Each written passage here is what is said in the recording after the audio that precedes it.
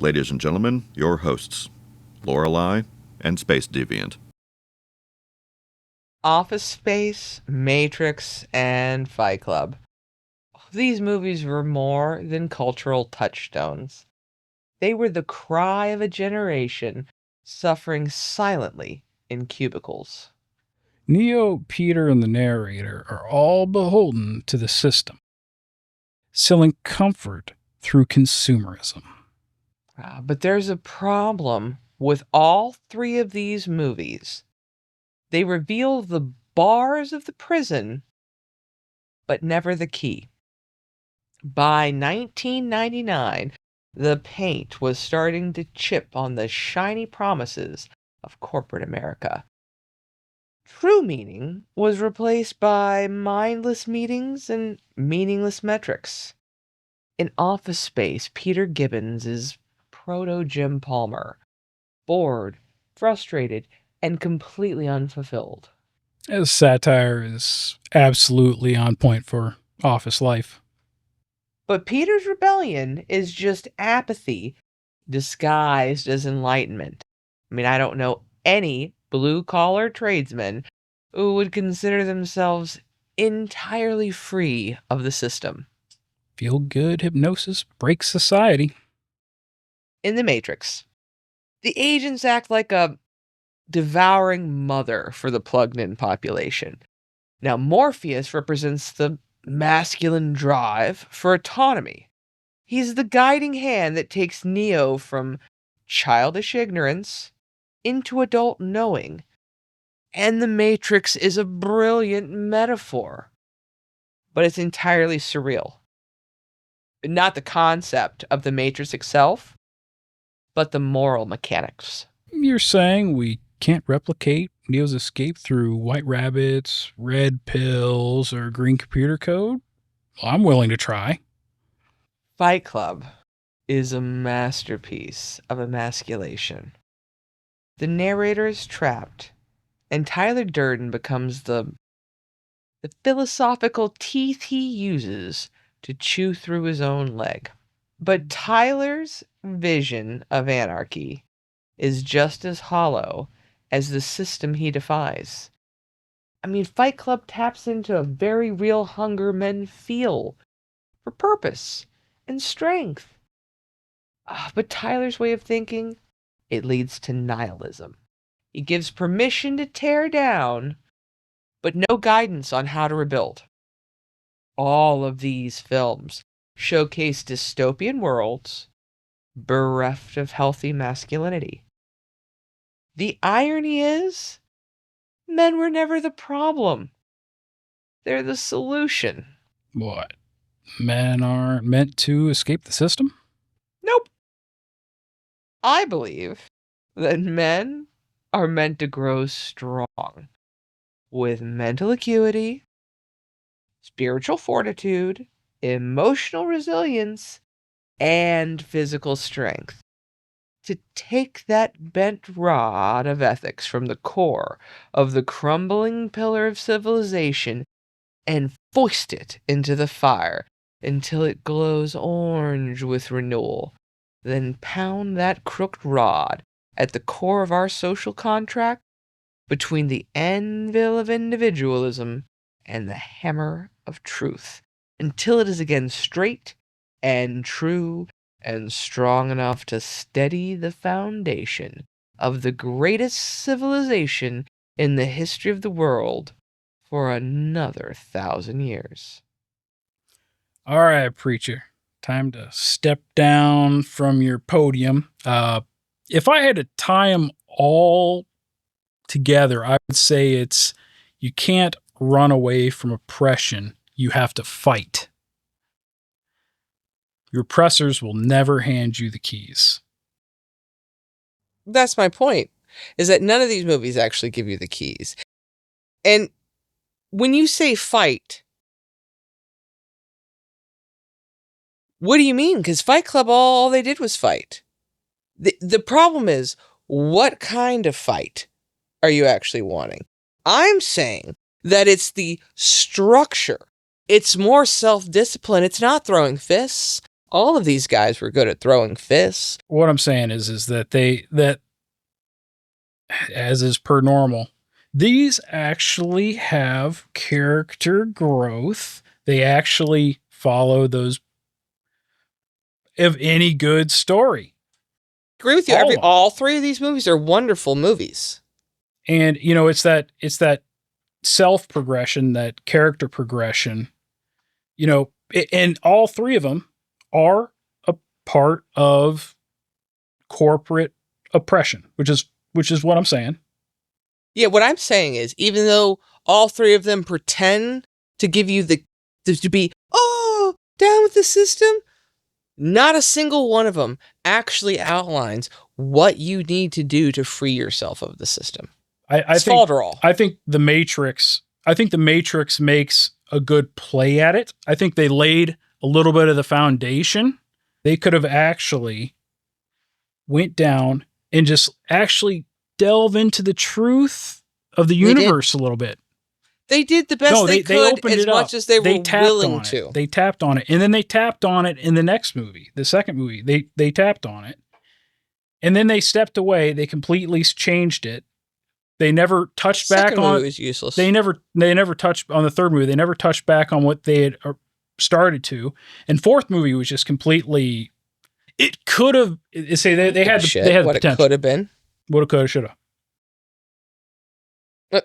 And at this point, it's like they left it open for a fifth, but it's like the only things I like in the second movie stirs being from earlier notions of the Matrix, like the werewolves and the weird blonde, with the dreads, the weird pasty twins, ghost twins, yes. Loved that whole concept. Was the only part about the second movie I was down for. The fights had no. I wasn't worried about Neo at any point. Okay. Ever the last moment that mattered was Neo in the very end of the first movie when he did his thing. That's it.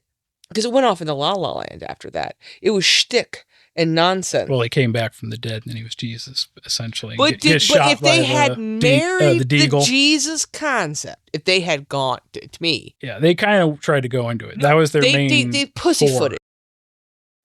That was the core that they went towards. Do it or don't do it. Do it. Do it. But then they wanted to hint around, they had Eastern influences and then they had multiple influences they were trying to bring hold together. Two things and be lukewarm in my mouth, and I just wanted to spit you out. So if they really wanted to, for interesting, played on some of the actual reality and wrote into that rather. You could make it somewhat reality theory. But if you want to make just an analogy for Buddhism or an analogy for Christianity, I'm down. Let's do this. Do it right. Yep. Pick it and be clean with it. Do it right. It was muddled. The first Matrix movie, arguably perfect. And there was it's one of those perfect movies. It's up there with like Twister and Independence Day, that you can just put it in a box. Oh, it was a great story. It's a perfect movie. You don't need anything more, less. It doesn't need any addendums.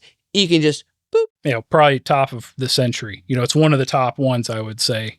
All of these movies, all three of them, Office Space, Matrix, and Fight Club, they tickle that masculinity. Oh, doesn't this suck being in the office? Don't you want to be a man? It's like, yeah. But they gave you no escape. They gave you no real A, B to C. The escape in that one kind of becoming a communist dictatorship. So it was kind of. It's healthy masculinity in the end. That's the T. He thinks he's two people. Or he thinks, so No, but in the end, by killing Tyler. Yeah. Okay. Or somewhere between the two. Yeah. He ain't as pretty in the face no more, Edward Norton. But this idea that he could take responsibility for his actions, actually come together in his whole personality. And at that point, He's fought police. He's fought his own lackeys. He's been fighting for his balls Movie for like 20 minutes. end. She could maybe be safe with him. If Fight Club had been like, oh, Tyler Durden started his own boxing ring and now he's got 15 organizations open. That's not how corporations That work. would have been how you escape Fight Club. If in the Matrix, if Neo had not only taken over the exterior Matrix, but also the interior of the Matrix. Yeah, there was so much they could have done. I mean, say it was on purpose though. And let's say they hinted at, yeah, look, he's making changes outside of the Matrix. Maybe you're still in a Matrix. But then they're like, but don't make changes in the Matrix. And it's like, oh, and there's fate. Like this shit happened, and well, if it's him, I don't believe in fate. Well, I'm saying in the movie though. Yeah, that's what I'm saying. So he came back. Well, that's the grand difference between. So they hinted at free will and fate.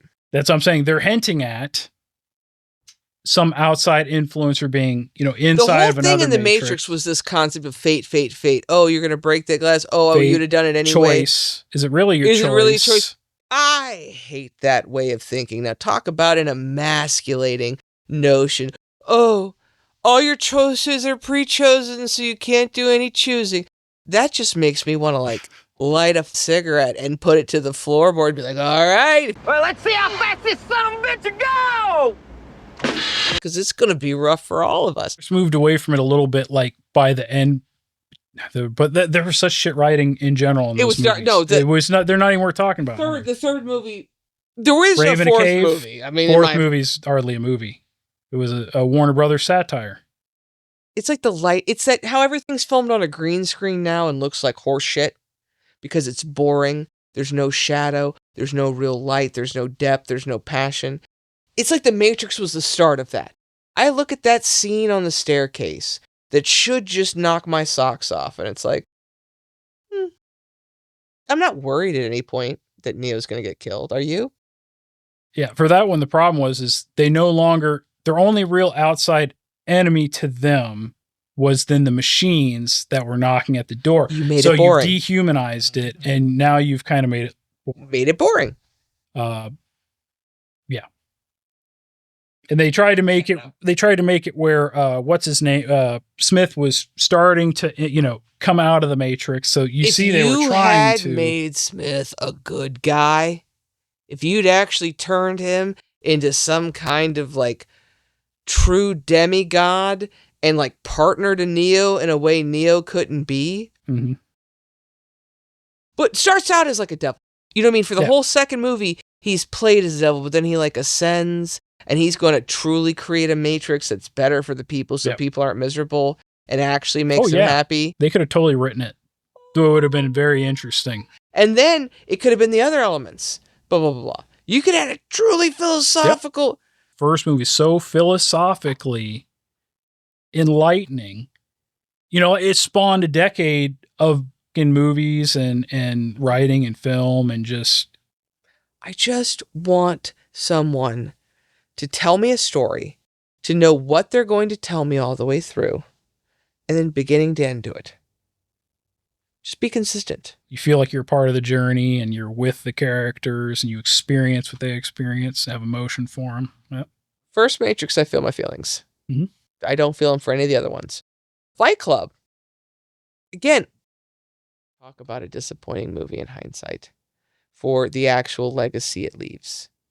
Because there's no instructions. It turns out to be just a fun movie. It's one of those that it puts some little, pins and some good points or some ideas, and then it's just I look back at that movie, all I see is men not taking responsibility. I mean, Meatloaf's character, he did the best he could. It's Bob. Yeah, Bob. Bob just wanted to be loved. Bob just wanted a group. Yep. Probably my favorite part of that whole movie is when Bob goes to leave and the narrator runs down and tells him, no, you just got to stay here for 3 days while we're mean to you. And it's sweet and it's authentic. It does touch on so many good things, the community that what people really want. what all those men needed, and it was a great thing for them, but at the very end, it's all a rug pull. Like, oh, aren't you dumb? Blew up the buildings. Aren't you dumb for thinking that having a man club is cool? They pretty much went and blew up all the buildings and resetting the... Yeah, but in the end, it was a mistake. Corporate. That's how they played the whole of Fight Club is played like a bunch of Space monkey. got conned by a schizophrenic dude. The way I took it was at the end, they don't necessarily, say, oh yeah, it really changed everything. But they imply that what Tyler Durden version of him was doing was not necessarily the wrong thing. It didn't necessarily not Yes, they work. do. They absolutely to him. say that he was starting his own cult or whatever. Yeah, They do everything to say that everything that Tyler was doing was all bad. All the male friendship was bad. All the bonding was bad. All the discipline was bad. The other version of himself he wasn't going to change. Norton? Yes. Okay. So playing Norton, he's always going to be him. So the whole story is from his perspective. Okay.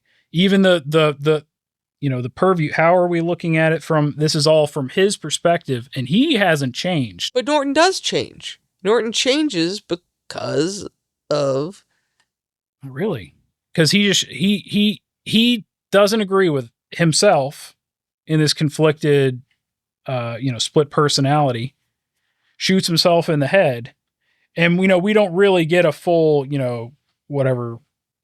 what happens, or, they probably had a backup on another server in another place. So, but they don't, none of that has really gone into. So we don't really get a third perspective of factuality. Yeah, I know. I disagree with your interpretation of that story because I think what he went through with Tyler and what Tyler did to and with Marla in his body and her reactions to him fundamentally changed him as a person. Again, along with almost getting his balls cut off and realizing all the power that he does actually accidentally have to make change in the world. That was his growth, was realizing that he could actually... In the end, he could take care of Marla, and he could maybe be a good man because he has had a internal change, and he's not the same guy sleepwalking his way through life, faking ball cancer meetings. Yeah, he had changes. Well, I'm not saying he didn't have any changes. I'm saying he didn't, his core personality, he didn't become Tyler Durden. He didn't necessarily believe all the other stuff. But he always was Tyler Durden. The thing was, he realized that's not the ideal man. He had to be what he thought. It's like, it almost goes back to the Jordan Peterson, like tacking towards perfection. Like you don't know exactly where you needed to be, but you need to point yourself in the closest version of direction. And as you move towards it, you're going to get a clearer view on your goals and you're going to adjust. So in a sense, in that absolutely just depressed, dogged state he was in, this Brad Pitt was his ideal masculine self. And as he became that in a way, whether he realized it or not, and lived that... Did he actually become more masculine? That's the question that's never really answered either. What I'm saying is, he thought that was the masculine ideal. And as he lived that, he realized it wasn't. Yes. From someone who was sleepwalking, it was. He realized but as he went through that, exactly. No, that's not what he ended up wanting. So again, he tacks and has to go. And I think in the end, he ends up as the best version of the man that he's been in the whole movie within reason. Yeah.